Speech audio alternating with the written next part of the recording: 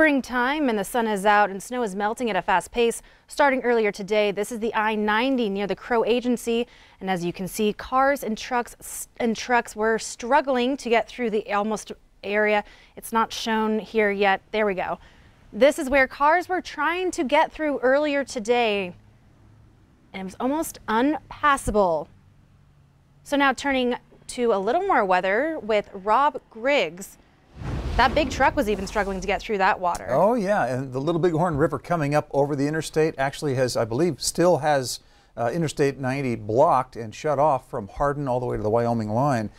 So that's roughly Crow Agency down toward Wyola. We've got several watches and warnings to talk about, Zoe. As you can see, lots of paint on the board, flood advisories for several counties across north central Montana and eastern Montana. We also got a flood watch that's in effect near Vaughan, west of Great Falls. Southeast, we've got winter weather advisories for the northeastern corner of the state tomorrow morning as some snow could come in. And of course, we have flood warnings in effect for the Milk River near Saco, the Red Water River in Macomb, Richland, and Dawson counties. A little closer to home, though, and this is where all that footage came from. We've got this flood warning right now for I-90 for the Little Bighorn. Once again, the interstate currently closed from Hardin to the Wyoming state line. And this warmer weather is certainly increasing the snow melt. How much more snow melt? How warm is it going to be? And what about this next little storm system coming in? All the details coming up in just a little bit. Zoe?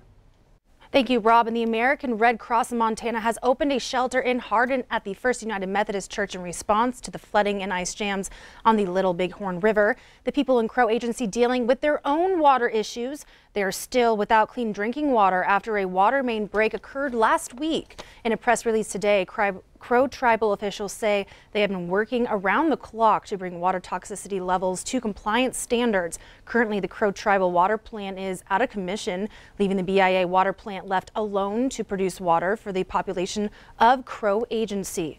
They say the BIA water plant loss of pressure water line breaks and spring runoff have made it difficult to get work done. Residents in Crow Agency are still advised to boil their water before using it.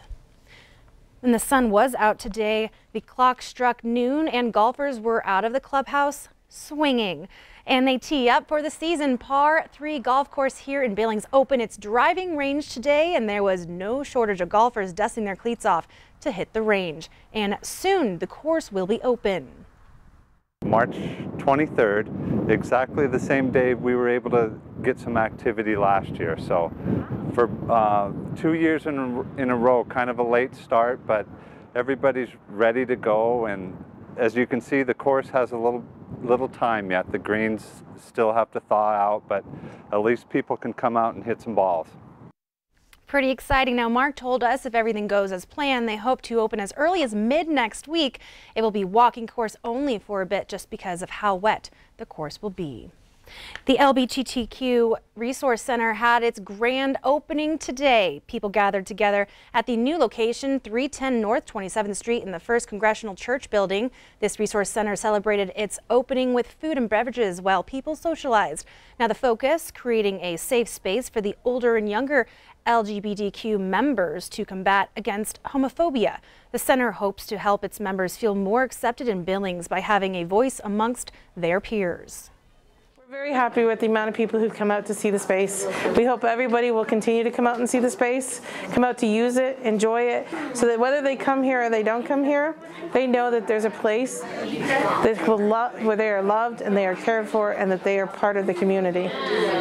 We're part of a great human collective and we just need to respect each other equally. This center is ran by the group 406 Pride and is open Monday through Friday from 3 p.m. to 6 p.m. and Saturday from 11 a.m. to 3 p.m. This is the third LGBTQ center located in Billings. Runners enjoyed the first race of the year in Billings. 5K, 10K.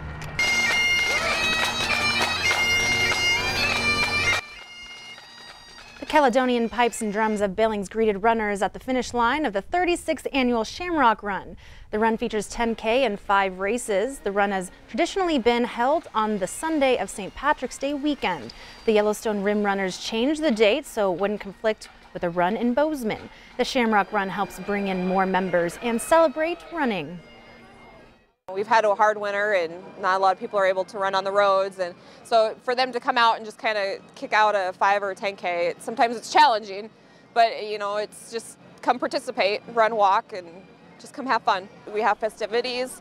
It's just a fun atmosphere and seeing all your running friends again that you haven't seen through the winter. The Shamrock Run is the first race in Billings TrailNet's 4-race challenge, which also includes the Heart and Soul Run, Rinse to River, and the Quality of Life Run. MSU Billings and Billings Clinic hosted the 31st Annual Science Expo to inspire children. MSUB's Health and Human Performance Department demonstrated VO2 max aerobic endurance training. The Chemistry Magic Show combined chemicals to bring some entertainment to the children. Family, friends, and the public had a chance to see these science projects from students in the 1st through 12th grades. Organizers say the kids learn to think more logically when they study science. They're really thinking about things, and they're going through the process. And my judges come back, who are experts in their fields, right? And say, wow, I really learned something tonight. I'd never thought of it that way. And so even the kids, even the lower grades, are teaching our judges things.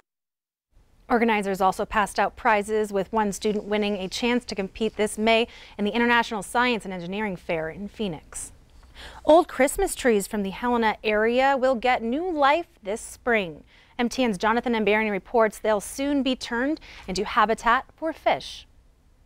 About 20 people gathered at Canyon Ferry Lake Saturday to begin the work of turning thousands of discarded Christmas trees into a new habitat for local fish. It's part of the annual Pines for Perch program organized by Montana Fish, Wildlife and Parks. The volunteers included local chapters of Walleyes Unlimited as well as other anglers. It's cool. I mean, it's cool to see everyone come together for an event like this. They drilled holes into each tree, then began stringing them onto long steel cables. Concrete blocks are added to weigh them down. The work came with a strong smell of pine. You'll go home and smell nice for a while. You don't need an air freshener in your vehicle. The City of Helena transfer station collected the trees after the holidays. They were brought out to the lake several weeks ago, and on Saturday, many were still stuck under snow and ice. Volunteers had to bring in heavy equipment to get them loose.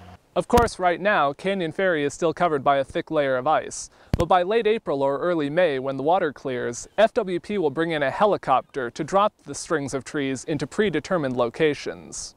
Yellow perch, a popular game fish, spawns around vegetation in the water. But Canyon Ferry doesn't have much vegetation available because of its fluctuating water level. The trees can provide an alternative. Hopefully the perch find those structures and lay their eggs out on them.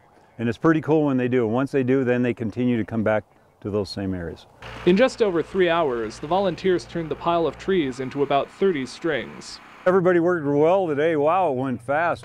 The program has been going on for more than 20 years, and anglers say the benefits have been clear. Without us doing this, I mean, the perch numbers just go down, and everybody benefits from us doing this. I wish we could do it on a bigger scale, because they look big when you're standing next to these strings of trees, but you look behind us and at the lake, and it's so small in comparison. At Canyon Ferry Lake, Jonathan Ambarian, MTN News. Jonathan says perch are the only type of fish that are likely to use the recycled trees as habitat, but other species that feed on perch may use them for hunting. More to come on the 5:30 news. After the break, if your favorite movie is School of Rock and you secretly wish you were in an 80s hair band, have we got a story for you. Later in sports, the call to the Hall. The Montana Football Hall of Fame welcomes a new class. You're watching MTN News with Zoe Zandora, Storm Tracker weather with Rob Griggs, and sports with Casey Conlon.